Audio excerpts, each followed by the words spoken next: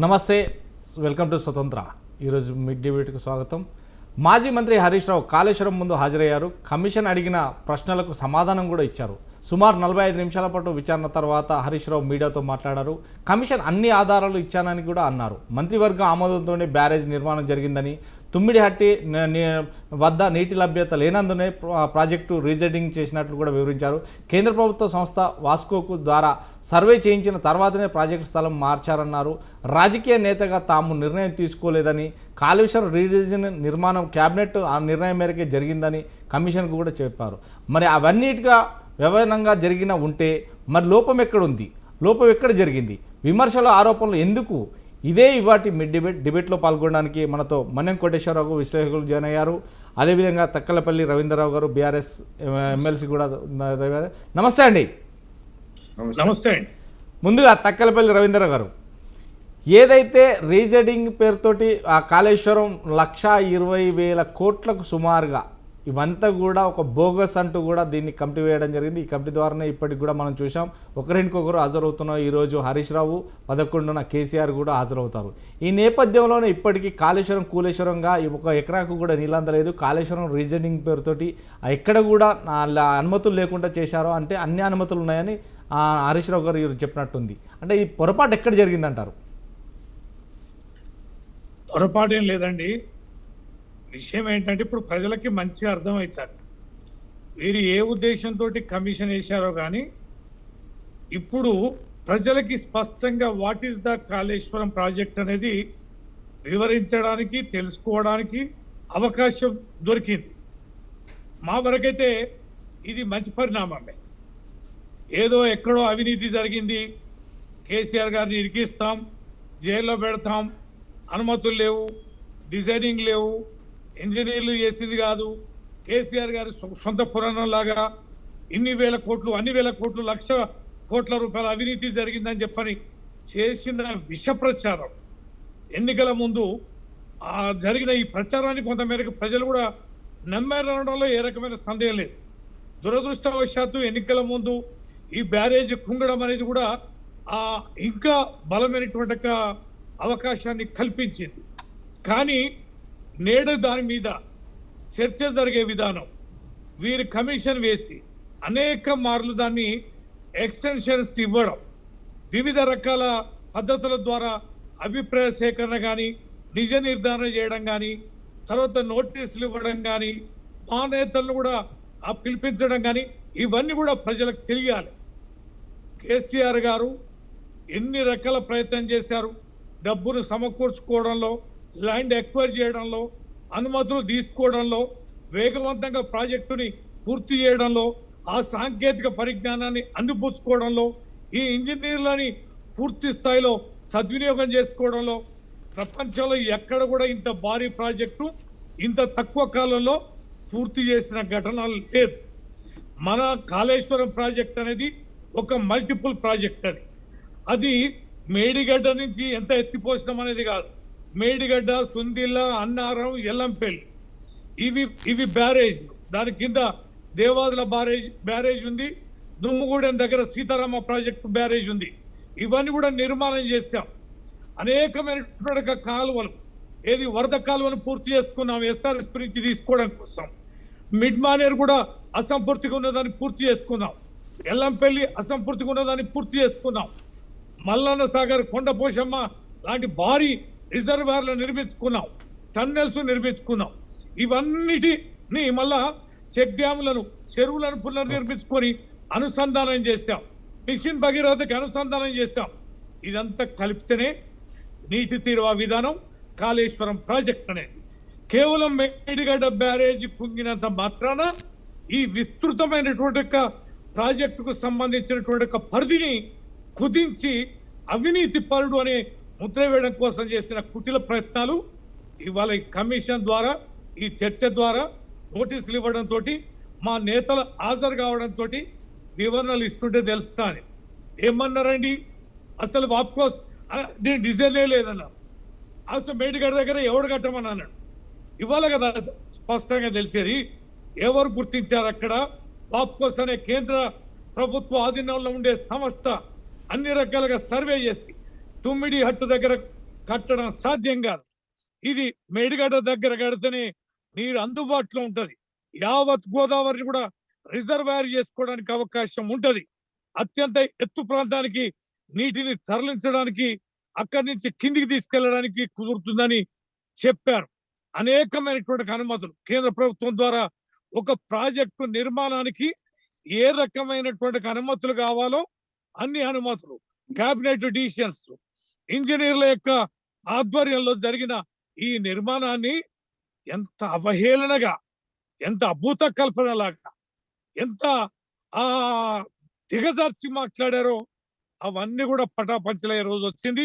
మేమేం కుంగిపోవడం లేదు, బాధపడడం లేదు, వేషజాల కూడా పోవడం లేదు. ఇది ఖచ్చితంగా కమిషన్ ముందు హాజరు కావాలి. నిజ నిర్ధారణ అనేది జరగాలి. ఆ కమిషన్ కూడా తెలియపరచాలి. దాని ద్వారా యావత్ తెలంగాణ ప్రజల జాతికి కూడా తెలిసే పద్ధతుల్లో ఈ యొక్క విషయం ఉండాలనే దృష్టితో మేము కూడా సిద్ధంగా ఉన్నాం. దాంట్లో సఫలీకృతం కూడా అవుతున్నాం. ప్రాజెక్టు నిర్మాణంలో మాలాంటి నేతలు కూడా కేసీఆర్ గారితో మేము మాట్లాడుతుండేది అంతర్గతంగా. ఏంటి సార్ ఇంత పెద్ద ప్రాజెక్ట్ చేసి మనం ప్రజలకు చూపించలేకపోతున్నాం, ప్రజల్ని భాగస్వామ్యం చేయలేకపోతున్నాం, భూగర్భంలో ఇన్ని రకాల సర్జి పూల్స్ కట్టి, ఇన్ని లిఫ్టులు పెట్టి, ఇన్ని రకాల ట్రాన్స్ఫారాలు, సబ్ స్టేషన్లను పెట్టి ఇంత భారీ ప్రాజెక్టుని మనం ప్రజలు చూడాలి సార్. అన్ని వర్గాల ప్రజలు భాగస్వామ్యం కావాలి.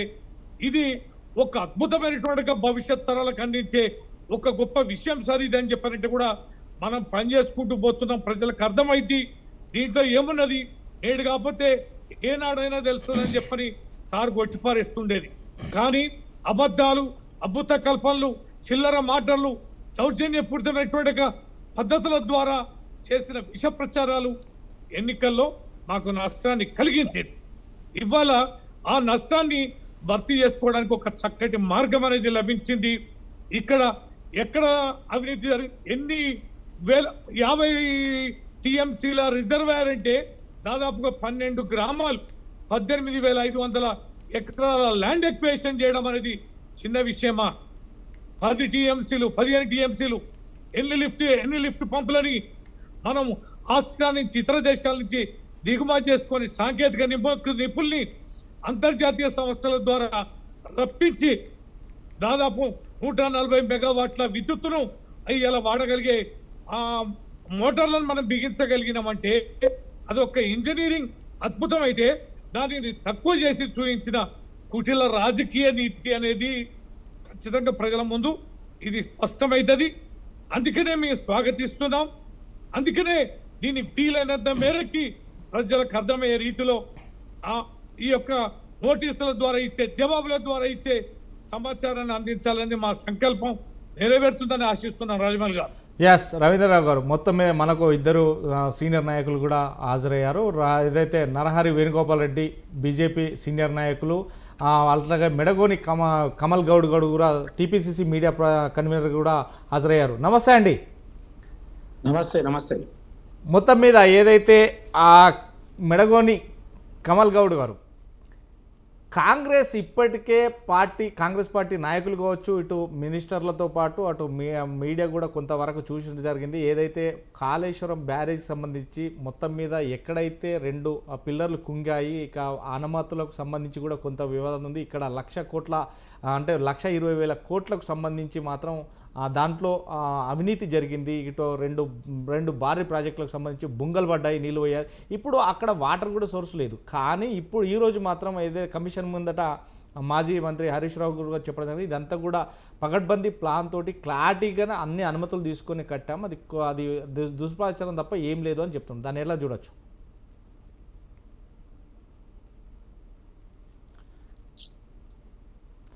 మీట్లో ఉందండి కమల్ గౌడ్ గారు, మీట్లో ఉంది. ముందుగా అక్కడ ప్యానెల్ ఉన్న పెద్దలందరికీ నా నమస్కారాలు. వినిపిస్తుందా? యా చాలా సింపుల్ క్వశ్చన్ అండి. కాళేశ్వరం ఇది కల్ప తరుగు అనుకుంటూ పెద్దలు హరీష్ రావు గారు ఒక పవర్ పాయింట్ ప్రజెంటేషన్ ఇవ్వడం జరిగింది. ఇది కల్ప తరువా తెల్లేరు బరువా అనేటువంటి విషయం తెలంగాణ ప్రజలందరికీ తెలుసు. ఎందుకంటే మహారాష్ట్ర ప్రభుత్వం తోటి తుమ్మిడిహెట్టి దగ్గర కట్టాల్సినటువంటి ప్రాజెక్టును రీడిజైనింగ్ పేరుతోటి అక్కడి నుంచి తీసుకెళ్లి వేరే చోట కట్టి ఈ రోజు ఈ లక్షల కోట్ల అవినీతికి పాల్పడడానికి బీటలు వేసింది పెద్ద సారు. ఆ తర్వాత దాన్ని పూర్తి స్థాయిలో అమలు చేసింది చిన్న సార్. అంటే కాళేశ్వరం మేస్త్రి అనబడ్డటువంటి పిలువబడ్డటువంటి హరీష్ రావు గారు. ఒకప్పుడు కాంగ్రెస్ ప్రభుత్వం 152 మీటర్ల ఎత్తుతోటి ప్రాజెక్టు కడతా అంటే అప్పటి మహారాష్ట్ర ప్రభుత్వం ససేమిరా అన్నప్పుడు, ఆ తర్వాత తెలంగాణ ఏర్పడ్డ తర్వాత కేసీఆర్ గారి హయాంలో ప్రత్యేక విమానంలో మహారాష్ట్రకు వెళ్ళి 148 మీటర్ల ఎత్తుతోటి ఆ ఒప్పందం చేసుకొని హంగు ఆర్భాటాలతోటి వచ్చి బేగంపేట ఎయిర్పోర్ట్ నుంచి హంగు ఆర్భాటాలతో మాట్లాడి మేము మహారాష్ట్ర ప్రాజెక్టుతో కట్టుకున్నాం, వాళ్ళతో ఒప్పందం చేసినాం, ఇంకా కడుతున్నాం అని చెప్పిన మాట అది ఎటుపోయింది అనేటువంటి క్వశ్చన్ చేస్తా ఉన్నాం. ఇప్పుడు వాళ్ళు ఇక్కడ కట్టా అక్కడ కట్టా దీంతో ఒప్పందం చేశాం, దాంతో పర్మిషన్ తీసుకొచ్చాం అనేటువంటి మాట చెప్తున్నారు కదా. కేసీఆర్ గారు ప్రత్యేకంగా మహారాష్ట్రకి వెళ్ళి చేసుకున్న ఒప్పందం ఏంటి? ఆ ఒప్పందాన్ని ఎందుకు తిలోదకాలు ఇవ్వడం జరిగింది?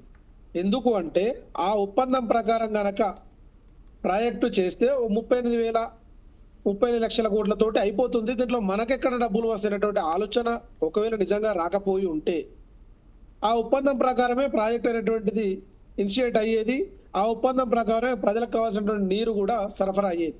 కానీ ఈ రీడిజైనింగ్ అనేటువంటి పేరు ద్వారా దాని యొక్క డిజైన్ లోపల పేరు మార్చి మేడిగడ్డ, అన్నారం, ఆ తర్వాత సుందిల్లా ఈ రకంగా అంటే ఈ బ్యారేజ్లు కట్టాల్సినటువంటి అవసరాన్ని క్రియేట్ చేసి ఎత్తు నుంచి పల్లానికి నీళ్లు రావాల్సిన దాన్ని పల్ల నుంచి రివర్స్ దాంట్లో నీళ్లు ఎత్తిపోస్తున్నటువంటిది ఒక ప్రయోగం చేస్తున్నాను. ఇది ప్రపంచంలోకి వెళ్ళి అత్యంత ఎనిదో వింత అనేటువంటి చెప్పిండు పెద్ద ఆయన. ఇది ప్రపంచంలోకి వెళ్ళి నిజంగానే ఎనిదో వింతనో 9 వింతో తెలియదు కానీ 1,50,000 కోట్లతోటి కట్టినటువంటి ఆ ప్రాజెక్టు 3 సంవత్సరాలనే కుప్పగూలిపోవడం అయితే ఖచ్చితంగా ప్రపంచ వింతే అవుతుంది. వాళ్ళు ఏమంటారు, అరే ఒక్క మేడిగడ్డ కాడ ఒక 2 పిల్లర్లు గుంగిపోయినాయి దానికే ఇంత హంగామా చేస్తానులా అంటారు. అరే ఒక అంత పెద్ద ప్రాజెక్ట్ 1,50,000 కోట్లతోటి కట్టినటువంటి ప్రాజెక్టు మేడిగడ్డ దగ్గర కుంగిపోయింది అంటే ఆ ఇసుక లోపల బుంగలు వచ్చినాయి, నీళ్ళు వచ్చినాయి. 1,50,000 ఎక్కడి నుంచి తీసుకురండి ఆ సంఖ్య? 1,50,000 నోటికి ఏదో వస్తుంది సంఖ్య అడిగారు కాబట్టి ఆన్సర్ ఇస్తున్నా. అడిగారు కాబట్టి సంఖ్య ఎక్కడి నుంచి వచ్చింది? అది ఉత్తమ్ కుమార్ రెడ్డి గారు పార్లమెంట్ లో కాళేశ్వరం మీద ఎంత ఖర్చు అయింది అన్నప్పుడు జరిగినప్పుడు 1,02,000 కోట్ల రూపాయలు ఆల్రెడీ పేమెంట్స్ అయినటువంటి పార్లమెంట్ లో అధికారికంగా మీరు మాట్లాడినప్పుడు మేము సైలెంట్ గా ఉన్నామండి. రవీందర్ గారు ఒక్క నిమిషం, రవీందర్ గారు కన్ఫ్యూజ్ చేయకండి ఒక్క నిమిషం. రాజమౌళి గారు, ఇది పార్లమెంట్ సభ్యుడు అప్పటి పార్లమెంట్ సభ్యుడు ఉత్తమ్ కుమార్ రెడ్డి గారు అడిగిన ప్రశ్నకు పార్లమెంట్ ద్వారా అధికారికంగా వచ్చిన సమాచారం, అదేదో వేగ్గా చెప్పినటువంటి మాట కాదు. ఫస్ట్ ఆఫ్ ఆల్ ఆయన సోదరుడు ఆ విషయాన్ని గమనించాలని చెప్పి నేను కోరుకుంటున్నాను. సో ఈ రకంగా మధ్యలో దయచేసి మీరు రవీందర్రావు గారు ఒక్క నిమిషం, రవీందర్రావు గారు అతన్ని మొత్తం కంప్లీట్ చేసినాక మీరు అడగచ్చు. అతన్ని మొత్తం కంప్లీట్ చేయండి. కమల్ గారు, ఈ రీడిజైన్ తోటి 1,47,000 కోట్లకు పెంచి దాని ద్వారా వచ్చినటువంటి లాభాలను తన కుటుంబానికి పూర్తి స్థాయిలో పంపకాలు చేసుకున్నటువంటి వ్యక్తి ఆ పెద్ద ఆయన. ఎందుకంటే ఒక డిపిఆర్ లేకుండా స్టార్ట్ చేసినటువంటి ప్రాజెక్ట్ అది. వినిపిస్తుందా? యా కాళేశ్వరం ప్రాజెక్టు ద్వారా ఎన్ని లక్షల ఎకరాలకు నిలిద్దామని వాళ్ళు అనుకుంటున్నారండి? ఫస్ట్ చెప్పిన మాట డే వన్ వాళ్ళు చెప్పిన మాట ఏంటంటే మేము దాదాపు 1,00,000 ఎకరాలకు ఆయకట్టుకు మేము నీళ్ళు ఇస్తామనేటువంటి మాట చెప్పారు. కానీ 4 సంవత్సరాల కాలంలో కాళేశ్వరం ద్వారా తెలంగాణ ప్రజానికానికి వాళ్ళు చెప్పిన మాట ప్రకారం ఎన్ని టీఎంసీల నీరు ఎన్ని ఎకరాలకు ఇచ్చారు? మామూలుగా వాళ్ళు చెప్పిన ప్రకారం ఒక ఇయర్ 150 టీఎంసీల నీరును మేము ప్రజలకు ఆయకట్టుకు ఇస్తామనేటువంటి మాట తెలంగాణ రాష్ట్ర సమితి అప్పటి తెలంగాణ ప్రభుత్వం కేసీఆర్ గారి ప్రభుత్వం చెప్పినటువంటి మాట. కానీ ఆ 4 సంవత్సరాలు వాళ్ళు ఇచ్చిన నీళ్లు మొత్తం కలిపితే నీళ్లు 160 టీఎంసీలు కూడా లేవు. ఇదేదో ఈ నెంబర్ కూడా వేగ్ కాదు, ఇది అధికారికమైన నెంబర్స్. 1 సంవత్సరానికి 150 టీఎంసీలు నీళ్ళు ఇస్తా అన్నటువంటి వాళ్ళు 4 సంవత్సరాల పేరు మీద కలిపితే కూడా 160 టీఎంసీలు ఇవ్వలేదు. అంచనా వ్యయం ఎందుకు పెరిగిందో వాళ్ళకే తెలియదు. అంచనా వ్యయం తీసుకురావడానికి అప్పులు తీసుకురావడానికి వాళ్ళు తీసుకున్నటువంటి అప్పులకు 10 to 11, 12% రేట్ ఆఫ్ ఇంట్రెస్ట్ పెట్టి అప్పులు తీసుకురావడం జరిగింది. మామూలుగా మీరు నేను ఒక బ్యాంకు లోన్ వెళ్తే ఎంత అప్పు కడతామో అంతకు రెట్టింపుతోటి కొన్ని వేల కోట్ల రూపాయల అప్పులు తీసుకొచ్చి తెలంగాణ ప్రజల మీద ఈ మోయలేని భారం మోపినటువంటి దీన్ని హరీష్ రావు గారు ఏమన్నారంటే ఈరోజు పొద్దున చెప్పిన మాట, ఇది కల్పతరువు. ఎందుకు తెలంగాణ ప్రజల మీద పెట్టినటువంటి ఈ భారం కల్పతరువు కింద ఆ పెద్ద మనిషికి ఎందుకు కనబడుతుందో ఆయన కళ్ళకే తెలవాలి.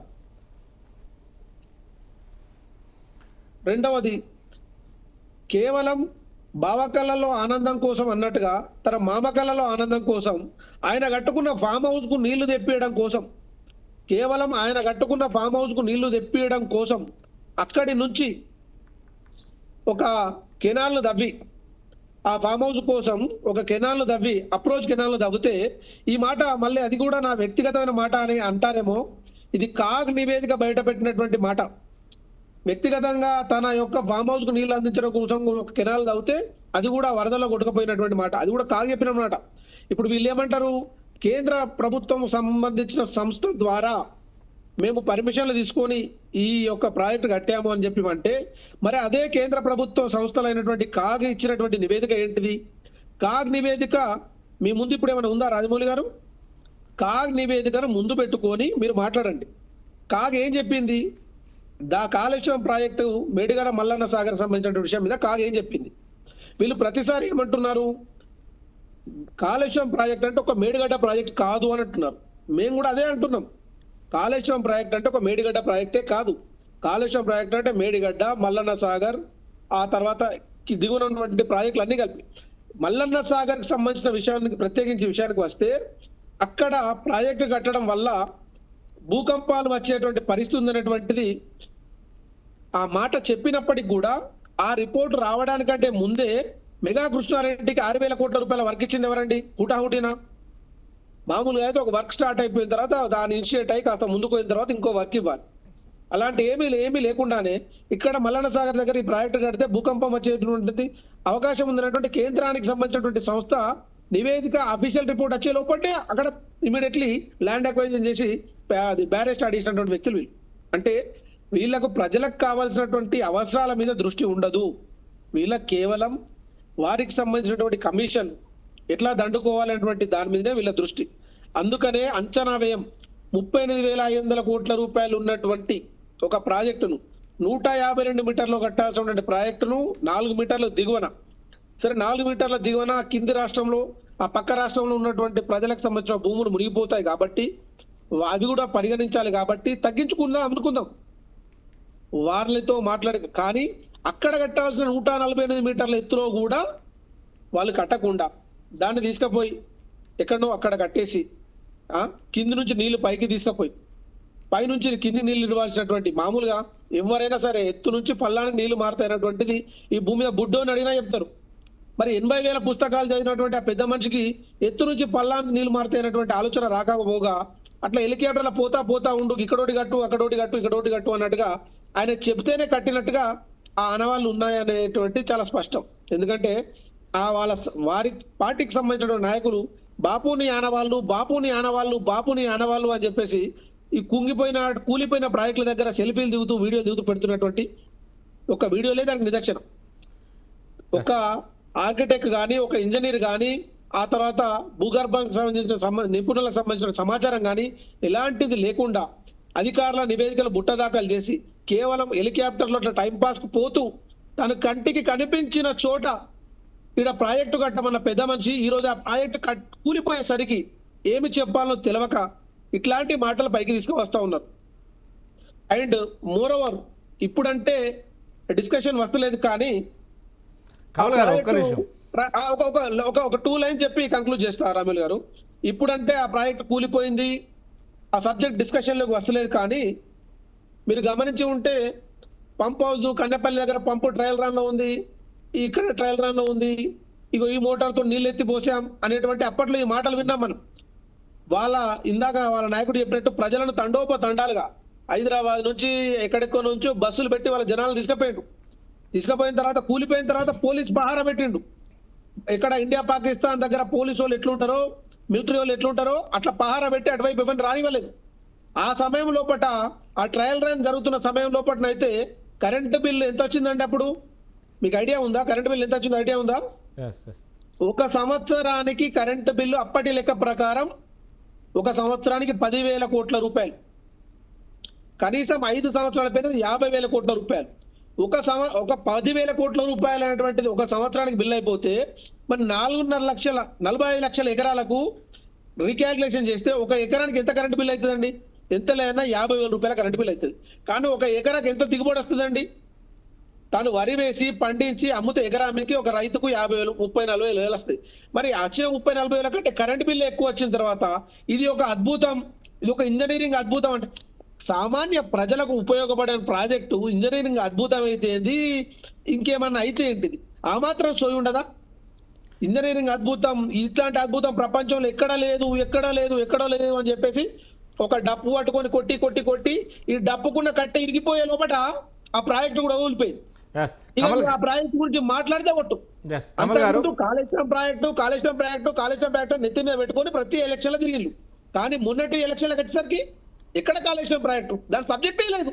ఎస్ కమల్ గారు కనీసం మాట్లాడేటప్పుడు విఘ్నతతో కూడా మాట్లాడాలి. తెలంగాణ ప్రజలకు సంబంధించిన అంశం, ఏదో ఒక వ్యక్తిగతమైనటువంటి ఒక పార్టీకి సంబంధించిన అంశం కాదు, ఒక ప్రజలకు సంబంధించిన అంశం ఇది. Yes. ప్రజలకు సంబంధించిన భవిష్యత్ తరాలకు సంబంధించిన అంశం. ఎస్ ఎస్ కమల్ గారు ఒక చిన్న బ్రేక్ అట్లా తీసుకున్నాం. కింద మొత్తం మీద ఏదైతే నరహరి వేణుగోపాల్ రెడ్డి గారు చెప్పండి సార్. నమస్తే. ఈరోజు ఏదైతే హరీష్ రావు ఆ సిట్ ముందట ఏదైతే తను చెప్పడం జరిగింది, తమ్మిడిహట్టి వద్ద నీరు లభ్యత లేని వాళ్ళే ప్రాజెక్టు రీజెండింగ్ చేసినట్టు చెప్పారు. ఏదైతే కేంద్ర ప్రభుత్వ సంస్థ అయినట్టు వాస్కో ద్వారానే సర్వే చేయించిన తర్వాతనే అక్కడ ప్రాజెక్టు స్థలం కూడా మారిందని చెప్తారు. అది ఎంతవరకు కరెక్ట్ అనుకోవచ్చు? అంటే సార్, ఇప్పుడు మనం ఇక్కడ చరిత్ర అంతా అవి మాట్లాడడం కంటే ఇప్పుడు ప్రజెంట్ జరుగుతున్న దాన్ని ఆబ్జెక్ట్ మాట్లాడుకుంటే మంచిది అని నా అభిప్రాయం. ఆబ్జెక్ట్ మాట్లాడకపోతే ప్రజలకు అర్థం కాదు. ప్రాజెక్ట్ చరిత్ర అంతా అందరికీ తెలిసింది. ఒకటి ఆబ్జెక్ట్ మాట్లాడుకోవాలి ఇప్పుడు యాజ్ ఆన్ టుడే సిచ్యువేషన్ ప్రకారం. నంబర్ 2, నేనేమంటే కాకతీయులో నేను వాళ్ళకు నమస్తే పెట్టి మాట్లాడుతున్నా. కాకతీయులు 800 సంవత్సరాల కింద ట్యాంక్ ఇరిగేషన్ ఏదైతే వాళ్ళు తీసుకున్నారో దేశంలో ఎక్కడ లేదు. నేను ప్లానింగ్ కమిషన్ మెంబర్ ఉన్న చూశాను ఇరిగేషన్ లో. కాకతీయులు తీసుకున్న ట్యాంక్ ఇరిగేషన్ ఏదైతే ఉన్నదో ఇవాటి కూడా ఆదర్శం ప్రపంచానికి, దేశానికి. దేశంలో ఎక్కడ కాకతీయులు నిర్మించిన ట్యాంక్ ఇరిగేషన్ లేదు. ఫోన్లు కూడా ఇప్పటికీ రిపేర్ చేయలేదు. సరే, మనం వాటిని ఖరాబ్ చేసుకుంటున్నాం. అలాంటి కాకతీయులను ఫ్యూడలిస్టులను మాట్లాడిన దుర్మార్గులు రాజకీయ నాయకులు కూడా ఇప్పుడు ఉన్నారు మనకి. వాళ్ళు అన్నం తినుకుంటూ దేశంలోనే, రాష్ట్రంలోనే సన్న బియ్యం కుంటల కింద, చెరువుల కింద మనకు పండుతుంటే ఇవి బాగుంటాయని ఎక్స్పోర్ట్ క్వాలిటీ తీసుకుపోయి చేస్తుంటే కూడా వాళ్ళను విమర్శించే నాయకులు కొంతమంది మనకు దురదృష్టం ఉన్నారు. అలాంటి ఆత్మస్థుతి పరంగా లేకుండా కాకతీయులు ఏదైతే ఈ తెలంగాణ ప్రాంతంలో చెరువులు కుంటలు కట్టి ఎక్కడైతే మనకు రిడ్జ్ ఉన్నదో రిడ్జ్ నుంచి అటు కృష్ణాకి గోదావరికి నీళ్లు తీసుకెళ్లి గొలుసుకట్టు చెరువులు కట్టిందో, ఇప్పటి పాలకులు అవసరాల కొరకు టెక్నాలజీ వచ్చింది కాబట్టి లిఫ్ట్ ఇరిగేషన్ పేరు మీద లక్షల కోట్లు పెట్టి నది నుంచి మళ్ళీ రిడ్జి తీసుకొచ్చే ప్రయత్నం ఏదైతే చేస్తున్నారో దానికి కాకతీయులు చేసిన దానికి వీళ్ళు చేసేదానికి టోటల్ 100% విరుద్ధం. కాస్ట్తో కూడుకున్నది. కాస్ట్ బెనిఫిట్ రేషియో ఏమాత్రం కూడా లెక్క కట్టడం. గ్రావిటీ ప్రాజెక్టులు వేరు, నేను లిఫ్ట్ ఇరిగేషన్ ప్రాజెక్టుల గురించి మాట్లాడుతున్నాను. గ్రావిటీ ప్రాజెక్టులు గొప్పవి, దాని నారాయణ సాగర్ ఉంది మనకు, ఇంకా కొన్ని ప్రాజెక్టులు ఉన్నాయి మనకు. ఏది శ్రీరామ్ సాగర్ ప్రాజెక్ట్ ఉంది, శ్రీశైలం ప్రాజెక్ట్ ఉంది. కొన్ని గ్రావిటీ ప్రాజెక్టుల విషయంలో ఎవరికి అభ్యంతరం లేదు. సరే, ఇప్పుడు ఈ లిఫ్ట్ ఇరిగేషన్ ప్రాజెక్టులు సాధ్యాసాధ్యాలు మనకు ఏపీఎస్ఐడిసి ఉండే, ఏపీఎస్ఐడిసిలో ఎన్ని అయితే ఉమ్మడి ప్రభుత్వంలో కట్టినో అవన్నీ కూడా లిఫ్ట్ ఇరిగేషన్ ప్రాజెక్టు ఒకటి కూడా నడతలేదు. వందలు ఇవాళ పేపర్ లిస్టు చూడండి, ఒకటి కూడా నడతలేదు. నంబర్ 1. నేను 3 విషయాలు ఇవాళ అడుగుతున్నాం. అంతకుముందు చెప్పినాం, గత ప్రభుత్వంలో ఉన్నప్పుడు ప్రభుత్వాన్ని అడిగినాం, ఇప్పుడు అడుగుతున్నాం. ప్రాజెక్టు ఇవాళ అంచనాల స్థాయిలో ఇవాళ ఉపయోగపడుతుందా? గత కాంగ్రెస్ ప్రభుత్వం 16 లక్షల ఎకరాల ఆయకట్టు టార్గెట్ తోని వాళ్ళు తుమ్మిడిహెడ్డి దగ్గర అంటే, వీళ్ళు తీసుకొచ్చి కాళేశ్వరం దగ్గర వీళ్ళు 18 లక్షల ఎకరాలు నూతన ఆయకట్టు, 18 లక్షలు షెడ్యూల్డ్ ఆయకట్టు అని చెప్పి 18 లక్షలు పెట్టి సరే అనేక రకాల కొన్ని రిజర్వాయర్లు ఇవి చేసినారు. కానీ వాస్తవంగా మేము మొదటి నుంచి చెప్తున్నాం, వానకాలం కిందికి నీళ్లు పోతే ఎత్తిపోయలేము. వానకాలం పోయినాక అందులో బ్యారేజీలు కాబట్టి అందులో స్టోరేజ్ వాటర్ ఉండేది. స్టోరేజ్ వాటర్ ఉండని నేను చెప్తలేను, నిన్న మన ఇంజనీర్స్ కూడా చెప్తున్నారు స్టోరేజ్ వాటర్ చాలా తక్కువ ఉంటుంది, ఒక 20-25 టీఎంసీల కంటే ఎక్కువ ఉండేది, జీవనది కాదు. మరి ఎట్లా 18 లక్షల ఎకరాలు సాగైతుందని వీళ్ళు దీన్ని కట్టినరో ఎవరికి అర్థం. కాబట్టి ప్రాజెక్టు అంచనాలతో ఉపయోగపడతాయంటే ఉపయోగపడదు అని మనకు ఇప్పటికే ప్రూఫ్ అయింది. 2019లో ఓపెన్ అయిన ప్రాజెక్టు ముగ్గురు ముఖ్యమంత్రులు, మహారాష్ట్ర ముఖ్యమంత్రి పిలిచిండ్రు, ఇక్కడ ఆంధ్రప్రదేశ్ ముఖ్యమంత్రిని పిలిచి కేసీఆర్ గారు ఓపెన్ చేసిండ్రు. ఎప్పుడు కూడా మీరు గెజిట్ నోట్లో చూడండి, సీజన్లో 50,000 ఎకరాల కంటే ఎక్కువ వాడలేని 50,000 ఎకరాలకే నీళ్ళు ఇస్తామని 60,000 ఎకరాలకు 70,000 ఎకరాలకు చెప్పారు. ఇప్పటివరకు హైదరాబాద్ త్రాగునీరు కానీ ఇండస్ట్రీస్ కానీ ఇంకా అదేం రాదు. కాబట్టి ఓవరాల్గా ప్రాజెక్టు మీద ఎవరికి నమ్మకం లేదు. ఆ ప్రాజెక్టు ఫెయిల్యూర్ ప్రాజెక్టు, దానికి ఫీజబిలిటీ లేని వయబిలిటీ లేని ప్రాజెక్ట్ కట్టిందనేది మొదలు నా ఆరోపణ. నంబర్ టూ ఆ ప్రాజెక్టులో ఇంత కట్టినా కూడా ప్రాజెక్టులో టెక్నికల్ డిజైన్స్ లోపం ఎవరి వల్ల వచ్చినాయి? ఇంజనీర్లదా, కాంట్రాక్టర్? ఇవాళ ఉన్న కాంట్రాక్టర్ మెగా కృష్ణారెడ్డి అటు ఆ ప్రభుత్వానికి మంచిగానే ఉన్నాడు, ఇప్పుడు ఈ ప్రభుత్వానికి మంచిగా ఉన్నాడు. మరి వీళ్ళిద్దరు కలిసి కాంట్రాక్టర్ని కాపాడతాడా, ప్రాజెక్ట్ని కాపాడతారా? అది తెలవాల్సిన అవసరం ఉంది. నంబర్ 3 కాస్ట్ బెనిఫిట్ రేషియో చూడలేదు. మరి ఇప్పుడు కూడా వీళ్ళు గంధమాల ప్రాజెక్టు, హైదరాబాద్కు ఇవన్నీ కూడా మల్లన్న సాగర్ని తీసుకొస్తా ఉంటారు. మరి కాస్ట్ బెనిఫిట్ రేషియో చూసినప్పుడు ఈ ప్రభుత్వం ముందు ప్రాజెక్టు పనికొస్తుందా రాదా? పనికొస్తే ఎప్పటి వరకు ఆ ప్రాజెక్టు ఇప్పుడు కుంగిన పిల్లర్స్ను పూర్తి చేస్తారు, ఏ రకంగా పనిలోకి తీసుకొస్తారో ఈ ప్రభుత్వం కూడా చెప్పలేదు, ఆ ప్రభుత్వం కూడా అంత ముందు చెప్పలేదు. బట్ ఈ ప్రభుత్వం మరి మళ్ళీ రిపేర్ చేసి మరి పనికి వస్తుందంటే నువ్వు రిపేర్ చేసి తీసుకురావాలి. దానికి ఏ పని ఇప్పటి వరకు మొదలు పెట్టలేదు, రాజకీయాలు ఎక్కువ నడుస్తున్నాయి. తర్వాత ఇందులో అవినీతి కోణాన్ని పక్కకు పెట్టేసింది. ఇప్పుడు కమిషన్ కూడా అవినీతి కోణాన్ని ప్రశ్నిస్తలేదు, ఇందులో అవినీతి కోణం లేదు. మేము సిబిఐకి ఇవ్వంటే సిబిఐకి ఇవ్వలేదు, సిబిఐకి ఇస్తే సిబిఐ ఎంక్వైరీ చేస్తూ దాని నుంచి నిధులు ఈడీ ఎంట్రావు అవన్నీ పాలు నీళ్ళు తేల్చేటి. కాబట్టి ఇలా అవినీతి కోణాన్ని కూడా వీళ్ళు మాట్లాడుకుంటున్నారు, ప్రెస్లో మాట్లాడుతున్నారు, పత్రికలు రాసుకున్నారు. కానీ అటు అవినీతి కోణాన్ని కమిషన్ ప్రశ్నిస్తలేదు, ఇవి వీళ్ళు చేయడం లేదు.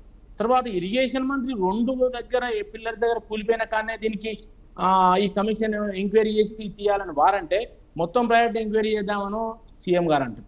వాళ్ళ మధ్యలో సమన్వయం లేదు. ఈ రకంగా ఈ టెక్నికల్ డిజైన్స్ కానీ కన్స్ట్రక్షన్లో ఉన్న లోపాలు కానీ లేదంటే ఆ ప్రాజెక్టు సాధ్యాసాధ్యాలు కానీ లేకపోతే ఇప్పుడు జరిగిన దాన్ని విచారణ చేసి దాన్ని బయట తీసి మరి చట్టం ముందు నిలబెడదాం, ఆ తర్వాత ప్రాజెక్టును మళ్ళీ రిపేర్ చేసి నీళ్లు తీసుకొద్దామా మరి తీసుకురామా సాధ్యమైందా కాదా అని చెప్పకుండా మొత్తము ప్రాజెక్టు ప్రజలకు యుటిలిటీ అవుతుందా కాదా అని ఏది చెప్పకుండా రాజకీయాలు ముందు నడుస్తున్నాయి. తర్వాత కమిషన్ రిపోర్ట్ సబ్మిట్ చేసే మూమెంట్లో మళ్ళీ దాన్ని ఆపి మళ్ళీ 2 గురించి మళ్ళీ కొంతమంది ఇప్పుడు కాంగ్రెస్లో ఉన్న మంత్రులు మళ్ళీ బయటికి తీసుకొచ్చి ఈ రకంగా వాళ్ళు కేవలం సబ్జెక్టును మాత్రమే ముందు తీసుకొస్తాను కానీ ఆబ్జెక్టును ఎవరు చెప్పడం లేదు. దీనివల్ల ఇవాళ ప్రజల ముందున్న క్వశ్చన్ ఏంటంటే ఆ ప్రాజెక్టు పనికొస్తుందా రాదా?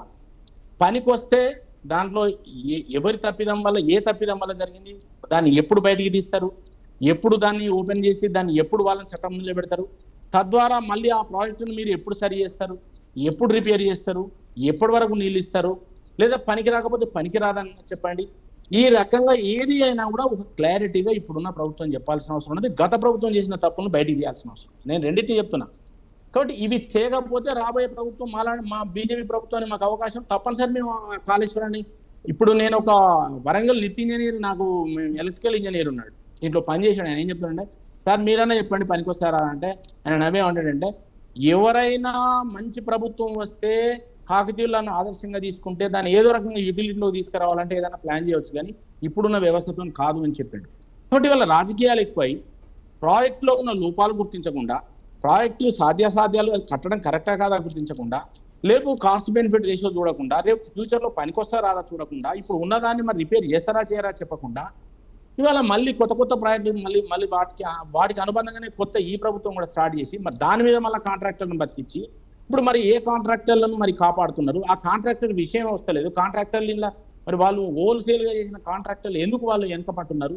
గతంలో మనకు వరదలు వచ్చి వాళ్ళు ట్రాన్స్ఫారాలు మునిగి అక్కడ మోటార్లు మునిగి కాలిపోతే 1000 కోట్ల రూపాయలు వేస్ట్ అయితే అదేం కాలేదని బుగాయించారు.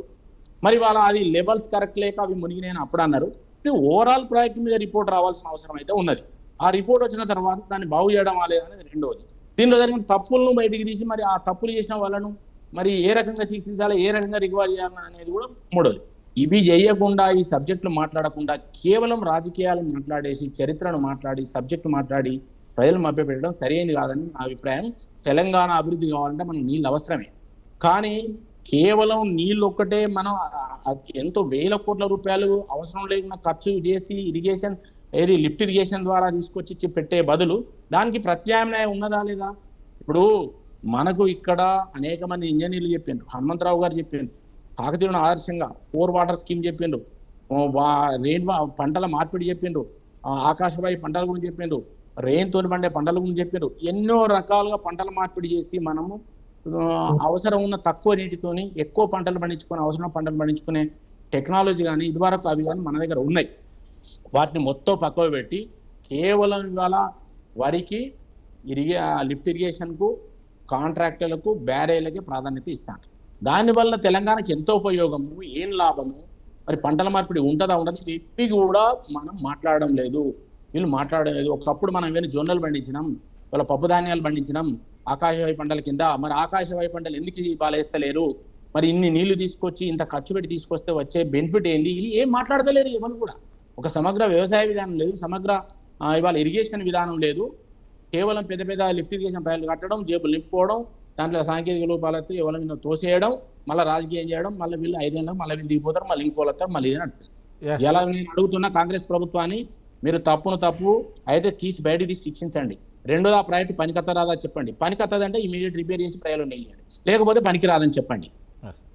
మన్యం కోటేశ్వర గారు, ఏదైతే ఇప్పటికీ కాళేశ్వరం ప్రాజెక్టు గడిచిన సంవత్సరాలు చూస్తే కాళేశ్వరం ప్రాజెక్టు కట్టేటప్పుడు దానికి సంబంధించి ఏదైనా 1 కోటి ఎకరాలకు నీరు అందించాలి ఖచ్చితంగా అనే సంకల్పంతో అప్పటి బీఆర్ఎస్ గవర్నమెంట్ కట్టింది అనేది వాళ్ళు చెప్తున్నమాట.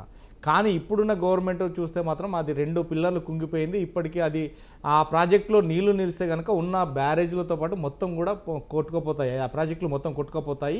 దానివల్ల అక్కడ సుందిల్ల కావచ్చు, ఇటు అన్నారం కావచ్చు, రెండు ప్రాజెక్టులకు కూడా బొంగలు పడ్డాయి, అవి పూడ్చలేని. ఈ నేపథ్యంలో ఇటు 2 పిల్లర్లు కుంగిపోయి ఎక్కడ నీటిని ఆగబెట్టినా కానీ అవి మొత్తం కొట్టుకుపోతాయి. కిందికి కూడా చాలా, అంటే కింది వ్యవస్థ కూడా చాలా దెబ్బతింటుంది అనేది మాత్రం ఇప్పటికే డ్యామ్ సేఫ్టీ అధికారులు తెలియజెప్పారు అనేది వాడుతున్నమాట.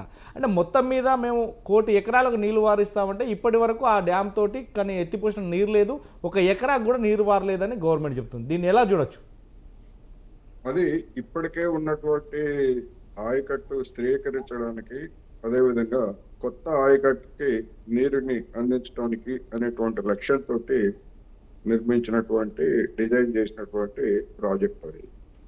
సరే, దానికి సంబంధించినటువంటి సాంకేతికపరమైనటువంటి అంశాల మీద గతంలో కూడా ఇంజనీర్ల మధ్యనే భిన్నాభిప్రాయాలు ఉన్నాయనేటువంటిది అందరికీ తెలిసినటువంటి సత్యం.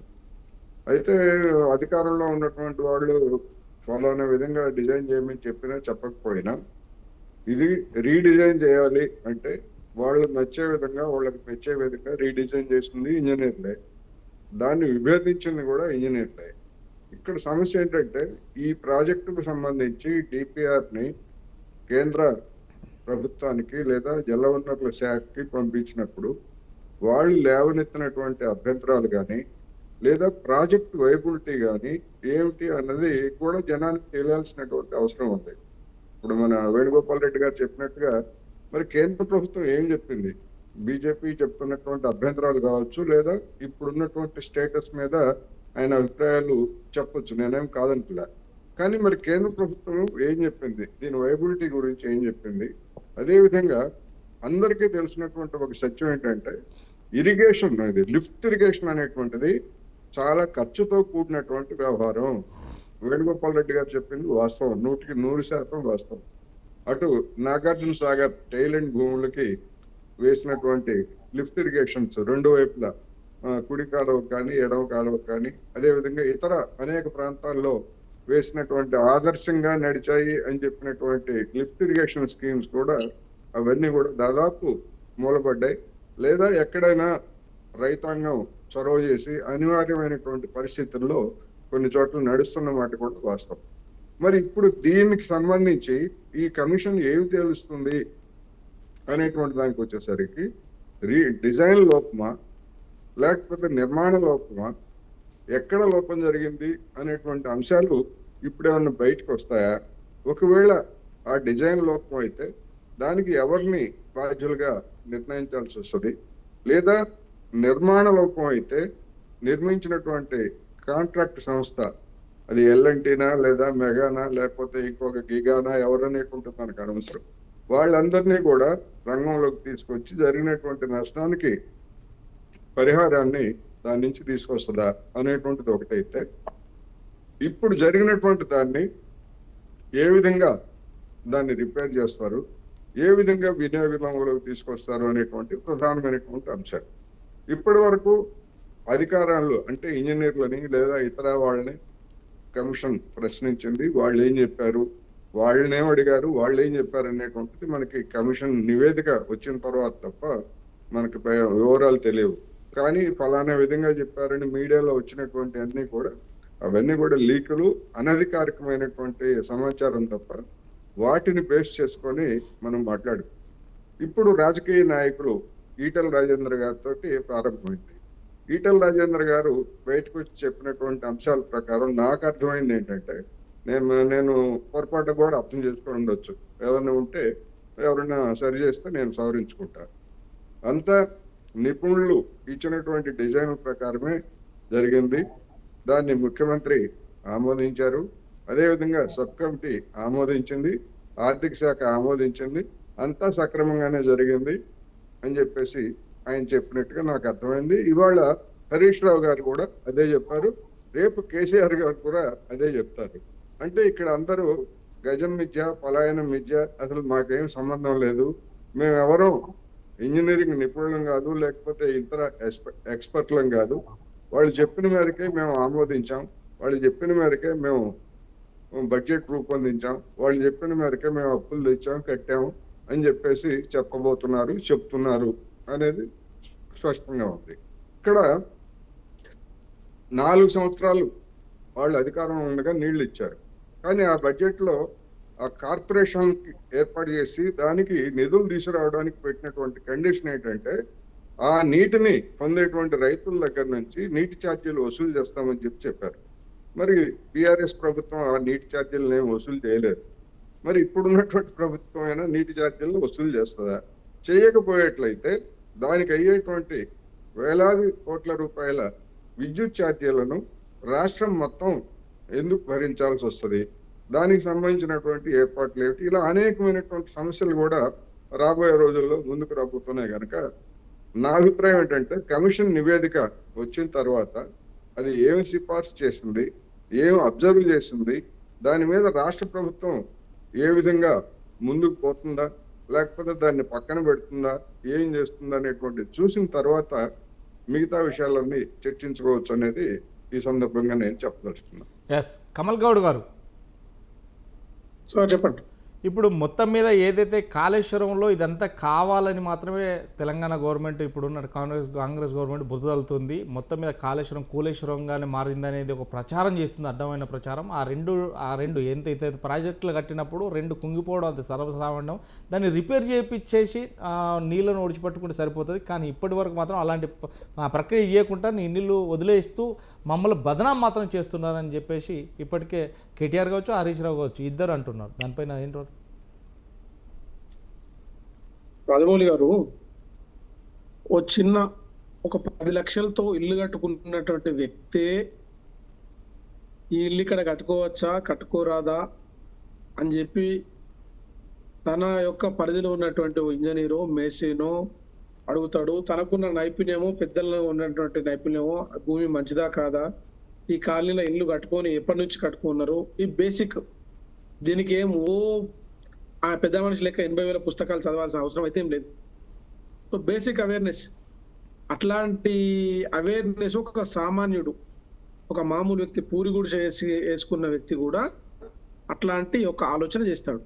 అలాంటిది 1,50,000 కోట్ల రూపాయలతో కట్టేటువంటి ప్రాజెక్ట్ లో 1-2 పిల్లర్లు కుంగితే ఎందుకు మీకు ఇంత బాధ అనేటువంటిది వాళ్ళు మాట్లాడుతూ ఉంటే, దాన్ని వాళ్ళ యొక్క పెయిడ్ మీడియా ప్రమోషన్ చేస్తూ ఉంటే, సిగ్గులేని రాజకీయ నాయకులు దాన్ని ఇంత వికృతంగా చెప్పుకుంటే, 1,50,000 కోట్ల రూపాయల నీళ్ళలో పారబోసి 1-2 కుంగిపోతే అంటే, ఇప్పుడు 2 కుంగిపోయినాయి, దాంట్లో నీళ్లు నింపు అంటే, ఆ నీళ్లు నింపిన తర్వాత బ్యారేజ్ కూలిపోయి ఊరు చచ్చిపోతే బుద్ధి లేకుండా ఈ యొక్క రకంగా చేసినటువంటి మళ్ళీ మీరే మీద పడతారు, ఇంకెవరు అవసరం లేదు, ఈ రాజమౌళి మీద పడతాడు. చూసినావా, మీరు కట్టినటువంటి, మీరు అక్కడ కుంగిపోయినాయి అట్లాంటి ప్రాజెక్టును కూలగొట్టకుండా దాని నీళ్ళు నింపి ఊరు గంగలు కలిపిన మీరే మాట్లాడతారు. సో ఇప్పుడు ఇందాక పెద్దలు చెప్పినట్టు ఈటెల రాజేందర్ గారైనా, హరీష్ రావు గారైనా, మేము నిపుణుల ద్వారా కట్టామని చెప్పి చెప్తున్నటువంటి సమాచారం, ఆ తర్వాత విచారణ కమిషన్ మొన్న వాళ్ళ కూతురు చెప్పినటువంటి విషయాన్ని ఇక్కడ మాట్లాడాల్సిన పరిస్థితి వస్తుంది. బిఆర్ఎస్ ను బీజేపీలో విలీనం చేసేందుకు జరిగే తతంగం జరిగింది అనే దానికి ఇవన్నీ నిదర్శనాలు. దారి వేసుకుంటూ వెళ్తున్నారని స్పష్టం. వీళ్ళ క్లీన్ చిట్ ఇచ్చి మొత్తానికి మొత్తం గాంపగుత్త అమ్మేయడమా, లేకపోతే రా బాబు మీద కేసులు పెడతాం మూసుకొని కూసుర్రా, పార్టీని తీసుకొచ్చి దీంట్లో దింపేయండి, మీ సంగతి మేము చూసుకుంటామని వాళ్ళు చెప్పారా అనే విధంగా వాళ్ళ విధానాలు. ఎందుకంటే నిన్న మొన్నటి వరకు ఇదే ఈటెల రాజేందర్ గారు ఏ ప్రెస్ మీట్ లో అయినా ఆయన ఏం చెప్పిండు, కాళేశ్వరం డిజైన్ అంతా ఆయన పెద్ద మనిషి ఏం చెప్తే అదే అయింది అని చెప్పిండు. ఇప్పుడు కమిషన్ ముందు పోయి ఏం చెప్తా ఉన్నాడు, ఈ డిజైన్ ఇంజనీరింగ్ వాళ్ళతో అయింది, సబ్ కమిటీ ఆమోదం ఉన్నది. అంతకుముందు ఆయన ఏం చెప్తే అదే అయింది, ఆయన ఇట్లయింది అట్లయింది అని ఆయనే చెప్పాడు. అంటే 2 నాలుకల ధోరణి. ఒక రాష్ట్రంలో ఉన్నతమైనటువంటి పదవిలో ఉన్నటువంటి వ్యక్తులు ఇంత దిగజారుడు పోయి మాటలు మాట్లాడుతూ ఉంటే ఇంకెక్కడదండి ప్రజాస్వామ్యం? అంత పెద్ద ప్రాజెక్టు కట్టి 3 సంవత్సరాలని కుప్పగూలిపోతే దాని గురించి ఇట్లాంటి ప్రాజెక్టు కట్టిన వ్యక్తిని నిందించాల్సింది పోయి, అతను కట్టిన దాంట్లో ఓన్లీ 2 పిల్లర్లు కుంగిపోయినాయి, ఇంకా మిగతా దాని సంగతి చూసుకుందామంటే అదేమైనా చిన్న ఇల్లా? పక్కకు పెడదామనడానికి 1,50,000 కోట్ల ధనం, దాంట్లో మీరు లేరా? ఆ జనంలో తెలంగాణ ప్రజల మీరు లేరా? ఆ ఫోరంలో కూర్చున్నటువంటి ఆ నలుగురు లేరా? మీ ధనం కాదా? మీరు తెలంగాణ ప్రభుత్వానికి వడ్డీల రూపంలో కట్టకూడదా? ఆ తీసుకొచ్చిన డబ్బులు ఎవరు కడతారు? తెలంగాణ ప్రభుత్వం కడుతుంది. ఆ వడ్డీలు ఎవరు కడతారు? ప్రభుత్వం కడుతుంది. ప్రభుత్వం ఎవరు? మీరు కాదా? మీరు కట్టే ట్యాక్స్లకి డబ్బులు పోతలేదా? మరి ఎక్కడి నుంచి పోతాయి డబ్బులు? కుంగిపోయిన ప్రాజెక్టుకు డబ్బులు మీరు జేబులోకి వెళ్ళి ఇవ్వడానికి అన్ని డబ్బులు ఉన్నాయి మీ దగ్గర, తెలంగాణ దగ్గర. ఖజానాతో నిండు ఉన్న రాష్ట్రాన్ని అప్పుల కుప్ప చేసినటువంటి వ్యక్తులకు సిగ్గనిపిస్తలేదా ఇట్లాంటి విషయాన్ని చూస్తే? దాని మీద ఇంకా కాంగ్రెస్ పార్టీ ఏం చెప్తే అడగడం ఏంటంటే, ప్రజలు మీ బాధ్యత. ఇట్లాంటి కూలిపోయిన ప్రాజెక్టులు కట్టినటువంటి ఆ వ్యక్తిని శిక్షించాలని మీరు మాట్లాడాలి. ప్రజల తరఫున మీడియాగా మీకు మొదటి హక్కు మీదే. కూలిపోయిన ప్రాజెక్టు కట్టిండు 1,50,000 కోట్ల నీళ్ళ వారబోసిండు, ఇట్లా దోసిట్లతో నీళ్ళ వారబోసిండు, బియ్యం వారబోసినట్టు పెద్ద మనిషి. ఏం మాట్లాడతామండి? నాకు అర్థం. దీన్ని ఎనిదో వింత అన్నాడు, ఓ అద్భుతం అన్నాడు, బస్సులే తీసుకుపోయాను, ఈ పంపులు పోతా అంటే ఆ యొక్క నెల రోజులు మీడియాలో అదే వచ్చింది. కూలిపోయి ఇంకా వచ్చిన తర్వాత దాని గురించి మాట్లాడేటోడే లేడు. ఇప్పుడు కూలిపోయిన తర్వాత దాంట్లో 2 పిల్లర్లు కూలిపోయినాయి, దానికి ఏమవుతుంది, రిపేర్ చేసి ఇవ్వండి. ఇప్పుడు ఏంటండి ఆ మాటలు? అదే చిన్న ప్రాజెక్టా? ఊర్లు మునిగిపోతాయి కదా సార్. ఆ ప్రజల ఆస్తి నష్టాన్ని, ఆ ప్రాణ నష్టాన్ని మీరు కూర్చున్న ఈ ప్యానెల్లో లేకపోతే XYZ మీడియానో రేపటి ఏం క్వశ్చన్ చేస్తారు? ఒక్క ప్రాణం పోతే రాష్ట్ర ప్రభుత్వం మీద కేంద్ర ప్రభుత్వం అవసరమైతే యాక్షన్ తీసుకునేటువంటి పరిస్థితి ఈ దేశంలో. అట్లాంటిది ఊర్లో ఆ ప్రాజెక్టు కుప్పకూలిపోతే, ఊర్లు కొట్టకపోతే ఎవడు బాధ్యత? మనది కాదా బాధ్యత? ఆ బాధ్యత ఉన్నది కాబట్టి తెలంగాణ రాష్ట్రంలో ప్రస్తుతం ఉన్నటువంటి కాంగ్రెస్ ప్రభుత్వం దాని మీద పూర్తి స్థాయి అధికారికంగా కేంద్ర ప్రభుత్వం నివేదిక ఇచ్చిన తర్వాత, నిపుణుల బృందం దాని మీద పూర్తి నివేదిక ఇచ్చిన తర్వాత, తదుపరి పరిణామాలను బట్టి, అప్పటి పరిస్థితులను బట్టి, వారు తీసుకున్నటువంటి నిర్ణయాలను బట్టి ప్రభుత్వం ఒక నిర్ణయం తీసుకుంటుంది. మీరు నేను చెప్తే కాదు. ఎందుకంటే నలుగురు కూర్చొని కేసీఆర్ కూర్చుంటే కేసీఆర్ మాట్లాడినప్పుడు మిగతా వాళ్ళు సైలెంట్గా ఉన్నటువంటి ప్రభుత్వం కాదు ఇది ప్రజల ప్రభుత్వం. అప్పుడు ఒక మంత్రి మాట్లాడంగా చూసినా మీరు? అయితే కేసీఆర్ మాట్లాడాలి, లేకపోతే కేటీఆర్ మాట్లాడాలి, లేకపోతే ముఠామేశ్వరి మాట్లాడాలి, లేకపోతే అప్పటి మేడం కవిత మాట్లాడాలి. ఈ నలుగురు తప్ప ఇంకొక వ్యక్తి మీటింగ్ పెట్టక చూసినా?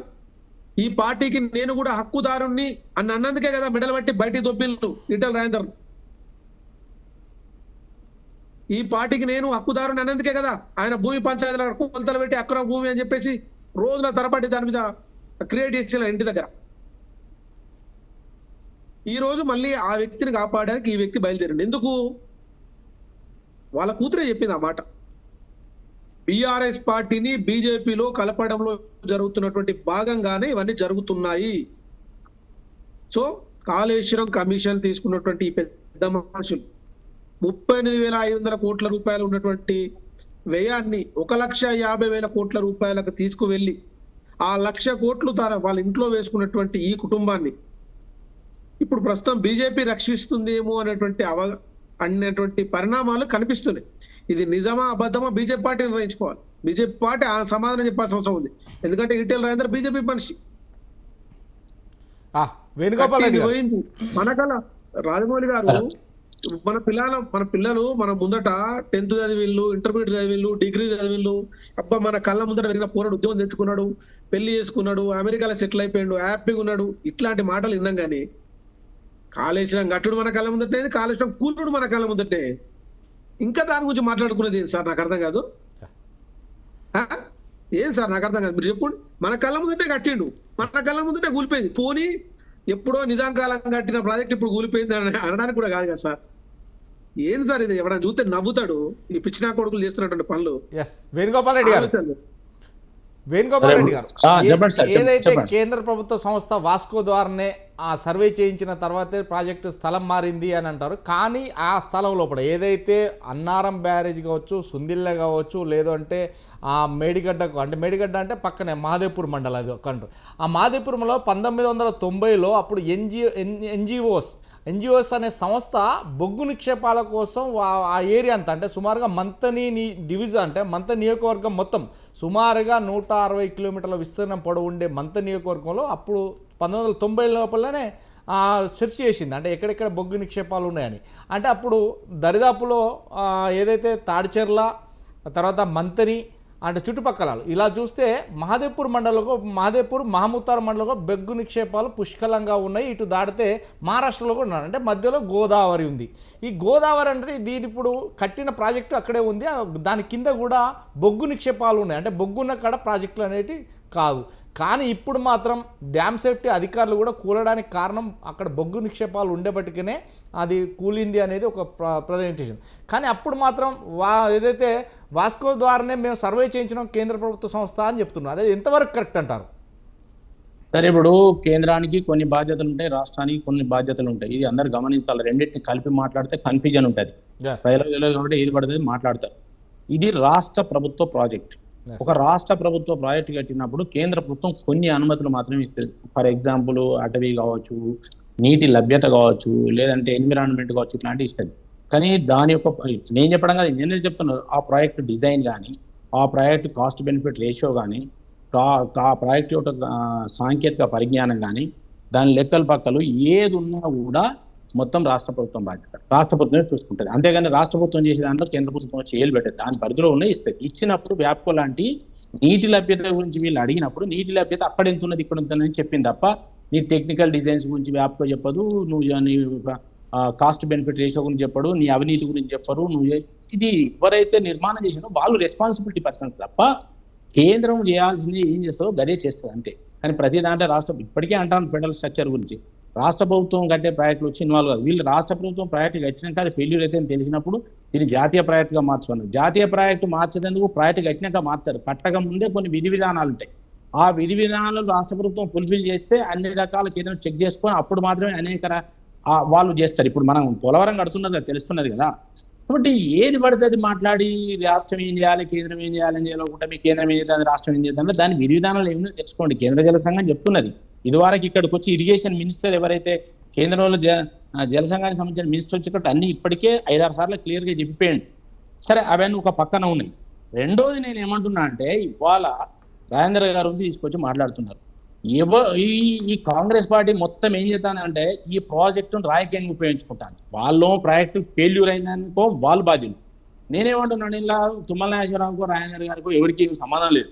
కానీ సబ్మిట్ చేసే ముందు పొలిటికల్ లీడర్ ఎవిడెన్స్ గా తీసుకున్నప్పుడు వాళ్ళకి తెలిసిన విషయం చెప్పారు. లోపల క్వశ్చన్ ఏది అడుగుతారో దానికి మాత్రమే జవాబు చెప్తారు. బయటకు వచ్చినప్పుడు అది చెప్పరు. ఇప్పుడు నీకు ఒక విషయం చెప్తున్నా, రాజేంద్ర గారికి టెక్నికల్ సైడ్ ఏమేమి ఉన్నాయంటే నేను చెప్పింది. ఇప్పుడు హరీష్ రావు చెప్పినా, రాజేంద్ర గారు చెప్పినా, తుమ్మల నాగేశ్వరరావు గారు చెప్పినా, నీవు క్యాబినెట్ ఆమోదం అయిందా కాదంటే ముగ్గురు ఒకటే చెప్పాల్సి వస్తుంది. వేరు వేరు పార్టీలో ఉన్నా కూడా. కానీ కాలేదని చెప్తారా? ఏం మాట్లాడతారు వాళ్ళు అసలు? లేకపోతే మీకు సబ్ కమిటీ ఉన్నదా లేదంటే ఉంటే ఉన్నదని చెప్తారు ముగ్గురు కూడా, లేదని చెప్పారు. పార్టీలు వేరైనా కూడా. కాబట్టి కమిషన్ ముందు చెప్పినప్పుడు వాళ్ళు కరెక్ట్ ఏం చెప్పాలో అవే చెప్తారు. కానీ బయటకు వచ్చినప్పుడు రాజేందర్ గారు చెప్పిండు, ఇది మొత్తం కేసీఆర్ నేనే సర్వస్వం, నేనే కట్టినా, నాదే అని చెప్పిండు, ఆయనదే బాధ్యత అని కూడా చెప్పిండు. చెప్పినాక మళ్ళీ రాజేందర్ గారిని విమర్శించడం, రాజేందర్ గారికి మంచి పేరు వస్తుందని చెప్పడం. రాజేందర్ గారు ఆర్థిక శాఖకు నాకు సంబంధం లేదు, అది ఒక కార్పొరేషన్ పెట్టింది, దాని ఫైనాన్షియల్ గా ఆ కార్పొరేషన్ ద్వారా చేసిండు. బడ్జెట్ ఆమోదం పెట్టినప్పుడు, అలొకేషన్స్ అయినప్పుడు ఆమోదం క్యాబినెట్ ఆమోదిస్తుంది, దాన్ని మేము చదువుతాం. కానీ మా ఆర్థిక శాఖ నుంచి ఏమాత్రం మాకు సంబంధం లేదు అని చెప్పిండు. వారు స్వయంగా చెప్పిండు. అది ఎవరు మాట్లాడతలేరు. అది ఇవాళ ఆ రోజున్న ప్రిన్సిపల్ సెక్రటరీ ఆర్థిక శాఖ, ఇవాళ చీఫ్ సెక్రటరీ ఉన్నాడు. ఆయన కూడా ఇంతకుముందు విచారించారు. మరి ప్రిన్సిపల్ సెక్రటరీ ఉన్నాయని ఇవాళ ఉన్న చీఫ్ సెక్రటరీ విచారించినాక ఆర్థిక మంత్రి ఏం చేస్తాడు? ఇంకా ఆర్థిక మంత్రికి ఏం సంబంధం ఉంటుంది? కాబట్టి ఆర్థిక మంత్రికి సంబంధం లేదు. అదే మేము ఆర్థికంగా కూడా దాని కార్పొరేషన్ పెట్టి నిధులు తెచ్చిండ్రు. ఆర్థిక శాఖ కేవలం బడ్జెట్ అలొకేషన్స్ మాత్రమే క్యాబినెట్ ఆమోదించిన దాని మీద చదువుతాను. ఇంత స్పష్టంగా చెప్పినాక ఇంట్లో రాజకీయాలు తీసుకొచ్చి మీని ఇది మాట్లాడిండు ఆయన, లేకపోతే టీఆర్ఎస్ని సమర్థిస్తుంది. టీఆర్ఎస్ ఎందుకు సమర్థిస్తుందంటే ఉన్నది ఉన్నట్టు చెప్తారు. ఉన్నది ఉన్నట్టు చెప్తే టీఆర్ఎస్ని సమర్థి, క్యాబినెట్ ఆమోదం అంటే టీఆర్ఎస్ని సమర్థించినట్ట. ఆయన బయటకు వచ్చి చెప్పలేదా కేసీఆర్ మొత్తం బాధ్యులని? అక్కడ అడగని ప్రశ్న కేసీఆర్ బాధ్యులని ఎట్లా చెప్తారండి? కాబట్టి ఈ రాజకీయాలు ఎక్కువైపోయి దీన్ని బదనాం చేసే ప్రక్రియ తీసుకొని మాట్లాడుతున్నారు. ఇప్పుడు తుమ్మల నాగేశ్వరరావు గారు మాట్లాడిండ్రు, క్యాబినెట్ ఆమోదం లేదన్నాడు. నిలబడతారా? ఇప్పుడు మీరే గవర్నమెంట్ ఉన్నారు కదా, మీ దగ్గర ఖైదాలు మినిట్స్ బుక్లు ఉంటాయి కదా, మరి ఇప్పుడు ముఖ్యమంత్రిని చెప్పుకోనండి, ఎందుకు అబద్ధాలు చెప్పాలి? నేను తుమ్మల నాగేశ్వరరావు గారి బాధ్యత ఉన్నదంటే ప్రాజెక్ట్లో, కానీ ఓల్కోలి ఇవి ఆరోపణలు చేసుకుంటే ఏం ఉపయోగం? కాబట్టి మరి నేను చెప్పుకోనండి, మరి వాళ్ళ క్యాబినెట్ ఆమోదం కాదండి, ఇమీడియట్ కేసీఆర్ లోపటేయమనండి ఇల్లీగల్ అని. మరి అది మీరు చేస్తారు, మీరే చెప్తారు కదా, మీ క్యాబినెట్ మంత్రి చెప్తాను కదా, ఎట్లా చెప్తాడు బాధ్యతాయుతంగా? ఒకవేళ నువ్వు చెప్పింది కరెక్ట్ అయితే లోపటేసేయి, మరి ఏది కరెక్ట్ మరి ఇది? కాబట్టి ఇలాంటి పొంతన లేని విషయాలు మాట్లాడుకుంటూ ఒకళ్ళ మీద ఒకళ్ళు ఆరోపణ చేసుకుంటూ అసలు విషయాన్ని పక్కదారి పట్టించి, అసలు మీ రెస్పాన్సిబిలిటీ ఏందో నాకు చెప్పండి. మీరు ఎక్కువ మాట్లాడుతున్నారు. సిబిఐకి ఇవ్వండి, ఎందుకే లేదండి? మీరు సిబిఐకి అన్నప్పుడు మీరు కేంద్రం నుంచి మాట్లాడకండి, నోరు మూసుకొని కూర్చోండి. అప్పుడే మీరు కాలోనీలో తేల్చేసి శిక్ష వేయండి. అవునండి, బ్రదర్ ఒక్క నిమిషం, బిడ్డ చెప్తే బిడ్డనాడు, మీరు బిడ్డ చెప్తే బిడ్డని అడగండి, మీ సీఎం బిడ్డని అడగండి, మా మౌలి ఎందుకు అడుగుతాను, బీజేపీ ఎందుకు అడుగుతాను, బిడ్డని అడగండి. అదే ఆమె 100 చెప్తారండి. వేణుగోపాల్ రెడ్డి గారు, నన్ను మాట్లాడండి. వేణుగోపాల్ రెడ్డి ఒక్క నిమిషం. ఏదైతే మొత్తం మీద కొంతవరకు మాత్రం ఇందులో చూడొచ్చు. ఎందుకంటే కాంగ్రెస్ బీజేపీ ఒకటి అని ఒకసారి అంటారు, ఒక నాయకుడు అంటారు, అంటే ఒక పార్టీకి సంబంధించి BJP and BRS one side అంటారు. ఇలాగా అంటే పార్టీలకు అతీతంగా ఉన్నారు. ఇదంతా అంటే రాజకీయాలు అతీతంగా బయటపడాలని చూసే వ్యక్తులు కొంతమంది ఉండవచ్చు. మొత్తం మీద ఓకే అండి, ఓకే ఈ మిడ్ డే డిబేట్ లో పాల్గొన్నందుకు రాజకీయ ఆరోపణతో ప్రజలకు సంబంధం టైం లేదండి. మొత్తం మీద మిడ్ డే డిబేట్ లో పాల్గొన్నందుకు మొత్తం మీద మన్నెం కోటేశ్వరరావు గారికి, తక్కలపల్లి రవీంద్రరావు గారికి, అదేవిధంగా ఆర్ఎన్ఆర్ వేణుగోపాల్ రెడ్డి గారికి, అదే మెడగోని కమల్ గౌడ్ గారికి మొత్తం మీద థ్యాంక్ యూ అండి. Thank you. మళ్ళీ వచ్చే రోజులో మళ్ళీ ఒక మిడ్ డే డిబేట్తో కలుసుకుందాం. Thank you.